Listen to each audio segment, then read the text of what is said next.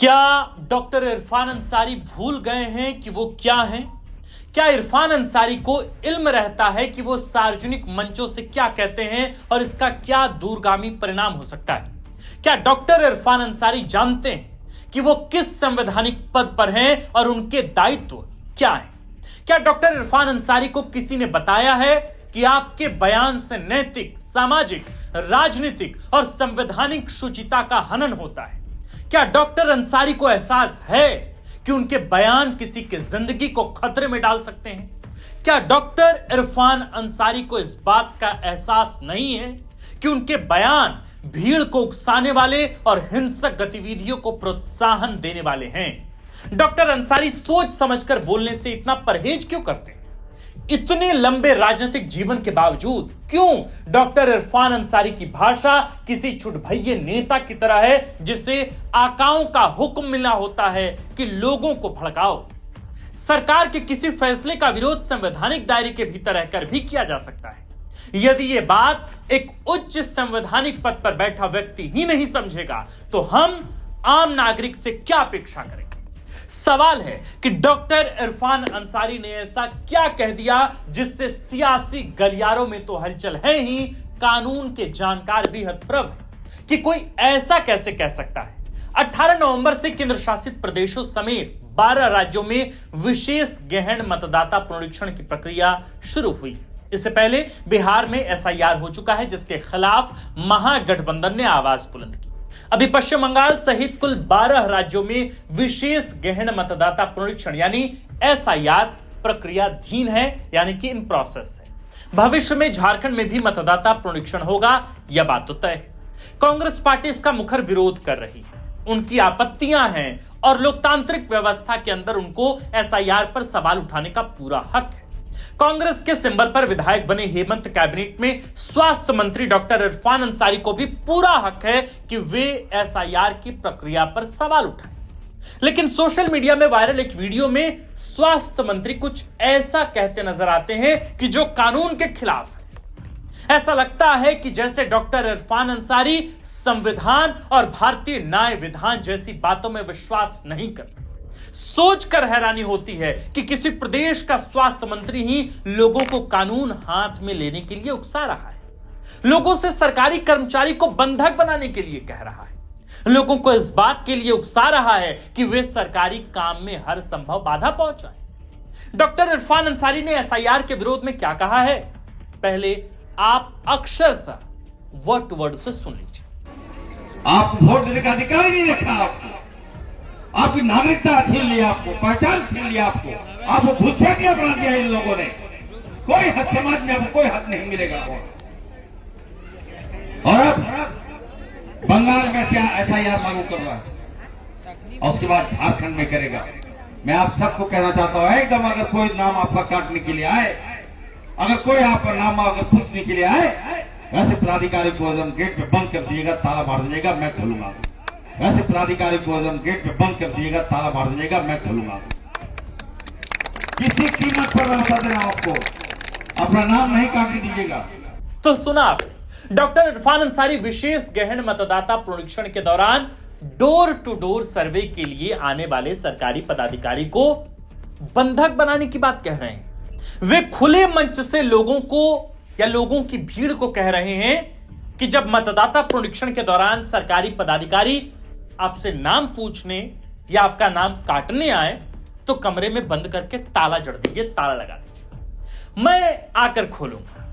वे लोगों से कह रहे हैं कि मतदाता पुनरीक्षण के बहाने आपकी नागरिकता छीन ली जाएगी, आपका बैंक खाता बंद कर दिया जाएगा। इरफान अंसारी कहते हैं कि बिहार में 65 लाख मतदाताओं का नाम काटा गया। इस दावे पर बिहार में उनकी ही पार्टी के वरीय नेताओं ने सवाल उठाते हुए कहा कि यदि 65 लाख लोगों का नाम कटा तो 65 लोग भी विरोध में सड़क पर क्यों नहीं उतरे?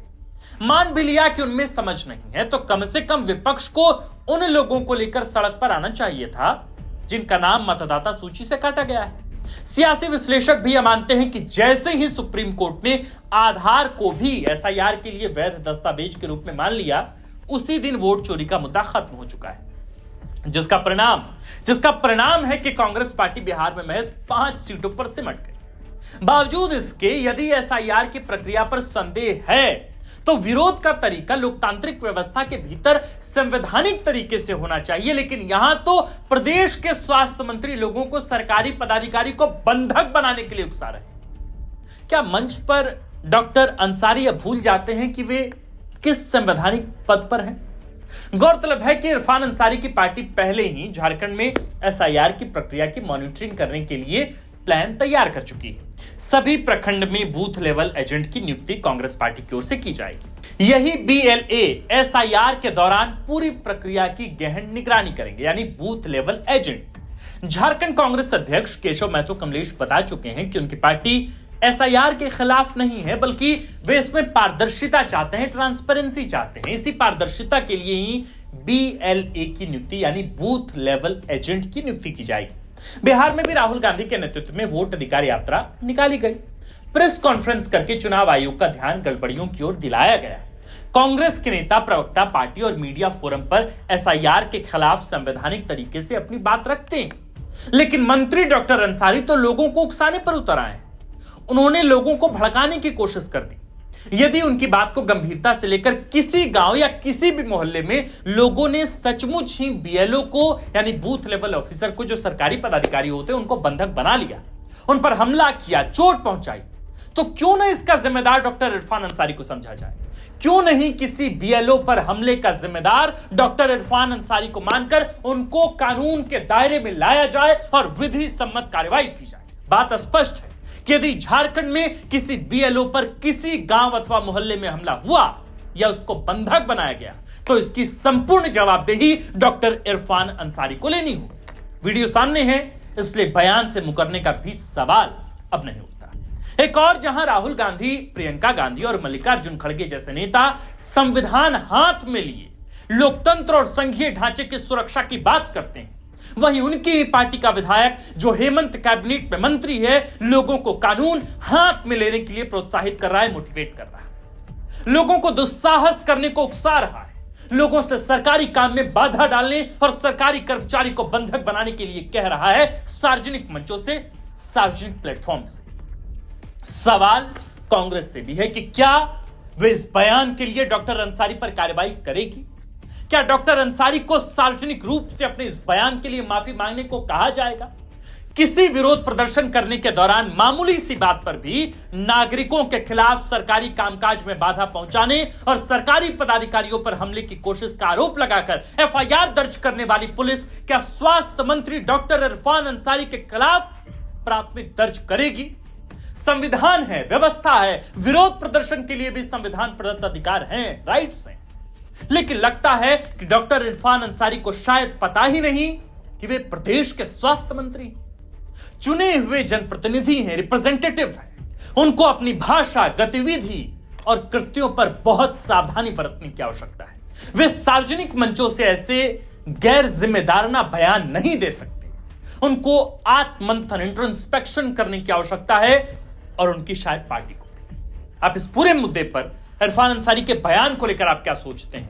आप हमें कमेंट कर जरूर बताएं। आप देख रहे थे द फोर्थ पिलर। हमारा नाम आकाश आनंद है, कैमरे के पीछे मनीष। इस बात से राज्य के संवैधानिक पद पर बैठे हुए एक व्यक्ति से क्या वाकई आप आशा करते हैं कि वे अपनी ही जनता को एक सरकारी अधिकारी के खिलाफ इस तरह भड़का दे कि हिंसा की स्थिति पैदा हो जाए? आप इरफान अंसारी के इस बयान को कैसे देखते हैं? उस पर आपके अपने विचार क्या हैं? आप एक एक व्यक्ति, एक एक दर्शक हमें कमेंट में लिखकर जरूर बताएं। आप देख रहे थे फोर्थ पिलर। हमारा नाम आकाश आनंद है, और इस राय के लिए, ताकि आप लोगों का राय हम तक पहुंच पाए, इस वीडियो को जरा शेयर कीजिए, हर व्यक्ति को दिखलाइए और बोलिए कि इस पर अपना वे मत कमेंट बॉक्स में डालें। बाकी आप वीडियो को देखते रहिए। शुक्रिया।